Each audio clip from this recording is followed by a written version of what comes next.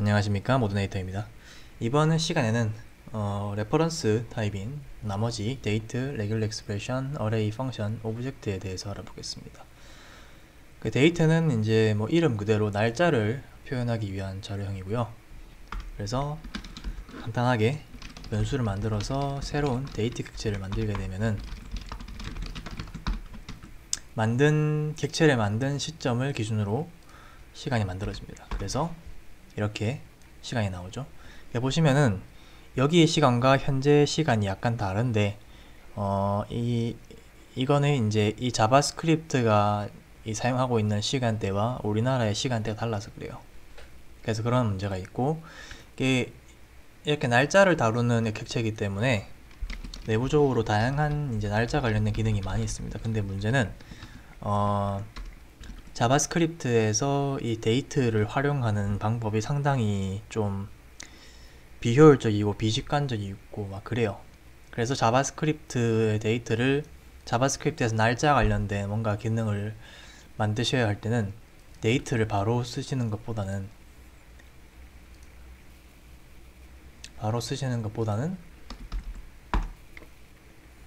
모멘트라는 유명한 라이브러리가 있어요. 그래서 이거를 쓰는 거를 추천드립니다. 그리고 최근에 이제 이 룩선이라는 라이브러리가 나왔는데, 모멘트 개발진이 만든 다른 이제 그 시간 타임 관련된 라이브러리예요. 저는 아직까지 이걸 써보지는 않았지만은 이쪽이 아무래도 최신 버전이기도 하고 이제 더 이후에 나온 버전이니까 뭔가 다른 점이 있겠죠. 굳이 쓰실 필요는 없고 모멘트만 쓰셔도 충분합니다. 모멘트는 상당히 강력한 이 시간 관련 라이브러리예요.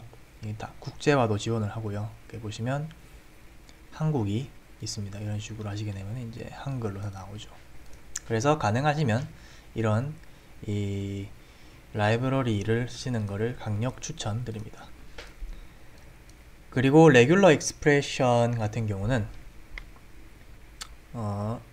이 영상에서 레귤러 익스프레션이 뭔가에 대해서는 다루지 않겠습니다. 이거는 이 자바스크립트라는 언어를 이해하는 것과는 전혀 무관한 내용이니까요. 단지 자바스크립트에서는 레귤러 익스프레션을 자료형으로 취급을 하기 때문에 이런 식으로 리터럴 식으로 표기를 할 수가 있어요. 그래, 이게 자바스크립트에서 정규식을 만들 때 방법이 두 가지가 있는데, 첫 번째 방법이 이렇게 이 리터럴로 하는 방법이 있고, 두 번째는 그냥 객체를 만드시면 돼요. 그래서 이제 패턴을 적어주시면 됩니다. 그리고 이 두 번째 인자로 플래그를 넣어주실 수가 있어요. 하실 수가 있고, 이런 차이점이 있고요. 두 방식은 기본적으로는 크게 차이가 없습니다. 근데 이런 리터럴 표기법을 쓰면은 편한 점은 if문에서 즉시 정규식을 통해서 필터링 할 수 있다는 장점은 있죠. 이런 식으로요.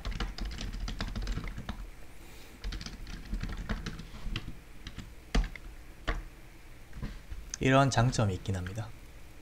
그리고 어레이 같은 경우는 말 그대로 배열입니다. 자바스크립트는 배열을 만드는 방법이 두 가지가 있어요. 첫 번째는 이렇게 생성자로서 만드는 방법이 있고, 두 번째는 리터럴 배열이 있어요. 이런 식으로. 자바스크립트의 장점 중에 하나는 배열의 크기가 유동적으로 변한다는 겁니다. 그래서 다른 언어에서는 배열 같은 경우는 생성할 때 크기가 이미 정해져야 되는데, 자바스크립트에서는 데이터를 집어넣으면 알아서 늘어나고 데이터를 빼면은 알아서 줄어듭니다. 그래서 AR2에 데이터를 이렇게 넣는다면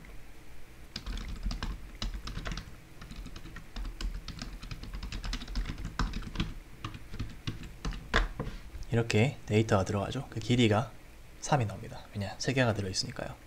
당연히 인덱스는 0으로 시작을 하고요. 그리고 자바스크립트는 이렇게 보시다시피 다이나믹한 언어이기 때문에 배열에 들어가는 타입도 제약이 없어요. 아무거나 넣으실 수가 있습니다. 그리고 자바스크립트는 이러한 배열 안에다가 이렇게 리터럴 오브젝트를 넣을 수도 있어서 상당히 편합니다. 이런 식으로.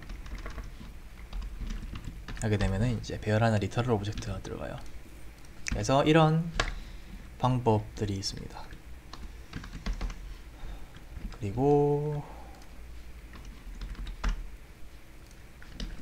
그 다음은 펑션인데 자바스크립트에서 펑션은 자료형으로 취급이 돼요. 다른 언어에서는 펑션은 그냥 하나의 기능으로 취급이 되는데 자바스크립트는 자료형으로 취급하기 때문에 단순히 선언하는 것 이외에도 함수의 리턴 값이나 아니면 매개 변수로 넣어줄 수가 있어요.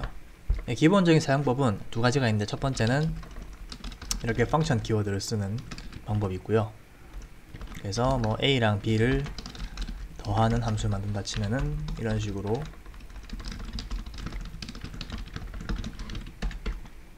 하실 수가 있고, 두 번째 방법은 이렇게 변수에다가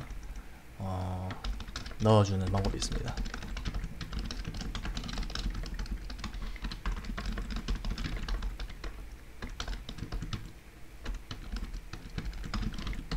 이 두 방식은 지금 기준에서는 별 차이점이 없지만은 펑션을 이렇게 펑션 이 키워드, 즉 리터럴 펑션이라고 부르는데, 이렇게 선언하는 방법과 이렇게 변수에 넣고 변수에 이제 펑션을 넣는 방법 두 가지는 큰 차이점이 있어요. 근데 그 부분은 나중에 다룰 겁니다. 나중에 다룰 거고요.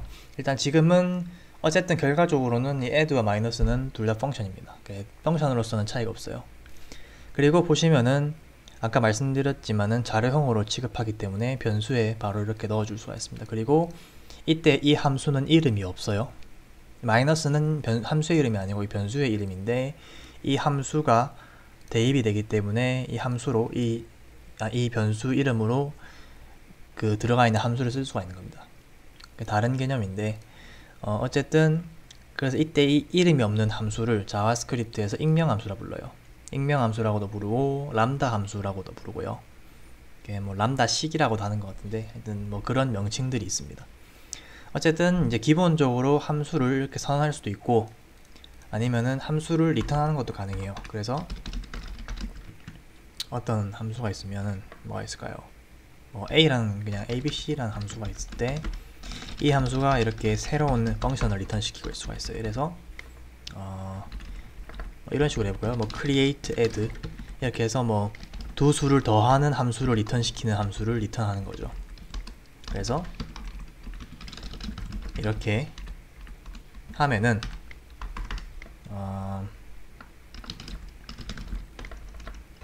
커스텀은 아니고 뭐랄까요? add to는 create add 이렇게 하게 되면은 이 add to의 변수에 이 함수가 리턴됩니다.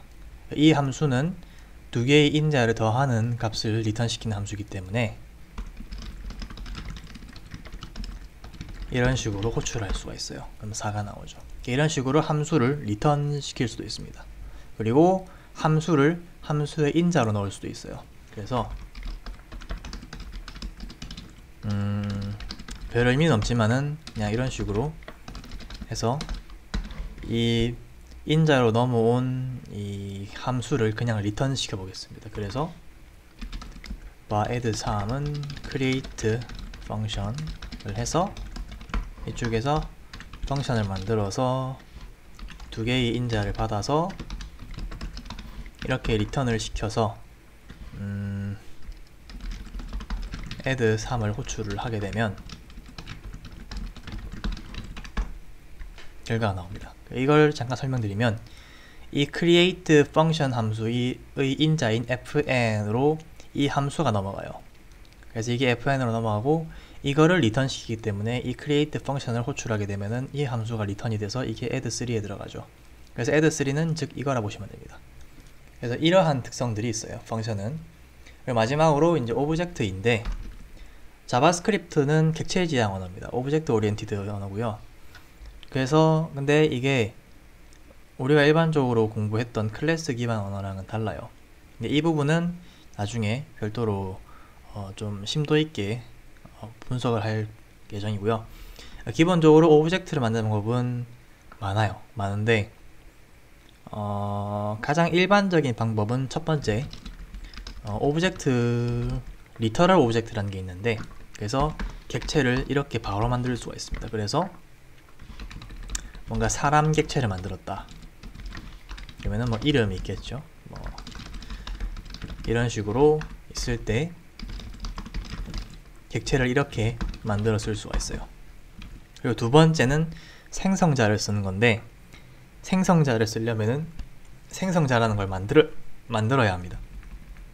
그 생성자는 재미있지만은 펑션으로 만들어요. 이것도 나중에 설명드리겠지만, 펑션으로 이제 이렇게 만들어서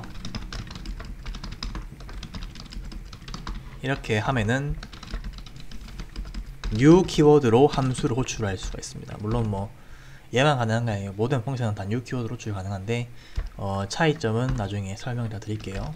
그래서 이렇게 만들었을 때 출력을 해보면 똑같이 만들어집니다. 이렇게 보시면 제가 person2를 나중에 불러서 그렇는데, 어쨌든 이 리터럴 오브젝트는 그냥 오브젝트지만은 생성자를 만들게 되면 앞에 person이라는 게 붙죠. 이것도 나중에 설명을 드릴 거예요. 단지 이 강좌에서는 설명드리지 않을 거예요. 왜냐면은 약간 좀 내용이 많기 때문에 그냥 자료형으로서 오브젝트는 이렇게 두 가지 방법으로 만들 수가 있습니다. 그리고 뭐 오브젝트도 데이터 타입으로 취급을 하기 때문에 함수의 인자라든지 뭐 리턴 값으로도 관한이 가능해요. 그래서 이런 식으로 객체를 만드는 케이스도 있습니다. 그러니까 person 같은 경우는 생성자로서 함수가 쓰였지만은, 예를 들면 뭐 create person 이런 식으로 해서 새로운 오브젝트를 리턴할 때 이제 이런 식으로 리턴을 하게 되면 생성자가 아니지만은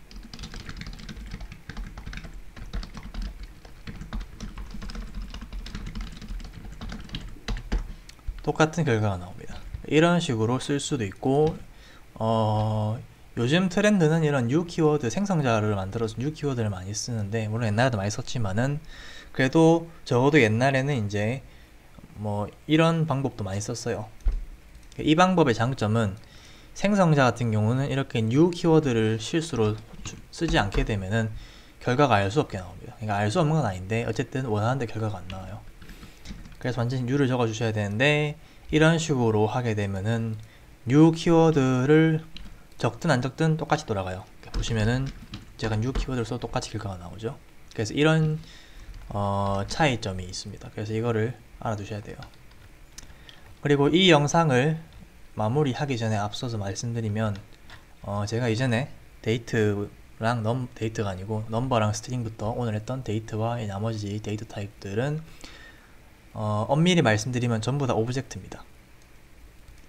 조금 더 객체지향적으로 말씀을 드리면은 오브젝트를 상속받은 객체들이에요. 전부 다 그렇습니다. 그래서 이 모든 객체들은 최종적으로 오브젝트에 있는 기능들을 다 쓸 수가 있어요.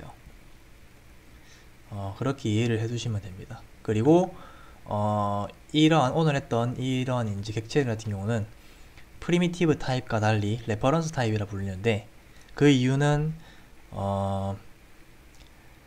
예를 들면은 어떤 오브젝트가 있습니다. 이런 식으로요.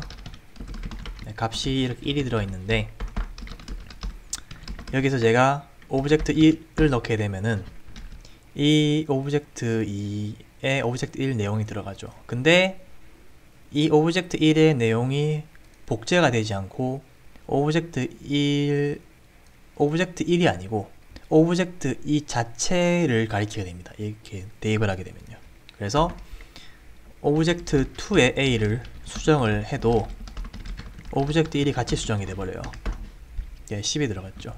이런 특성을 레퍼런스 타입이라 부르는데, 그래서 이런 걸 방지하시려면은 깊은 복사라는 걸 하셔가지고 오브젝트에 있는 프로퍼티를 쭉 순회하면서 새로운 객체에다가 뭐 적어준다든지 이런 게 필요해요.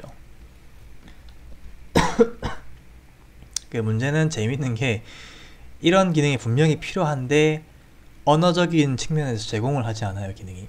그래서 ECMA 스크립트에서는 이런 부분을 보강을 해서 요즘엔 지원을 하는데, ECMA 스크립트 이전의 자바스크립트는 없습니다. 그래서 일일이 루프를 통해서 복사를 하셔야 돼요. 복제를 하셔야 됩니다.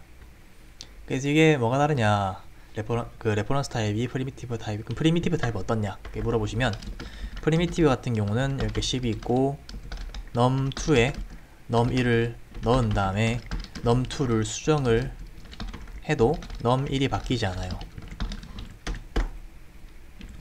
제가 실수를 했네요. 프린트가 아니고 콘솔 로그인데 바뀌지 않습니다. 보시면은 그대로 10이죠. 제가 분명히 num2에서 30 이렇게 쳤는데, 즉 프리미티브 타입에서 대입을 하게 되면은 그 데이터의 값을 복제를 합니다.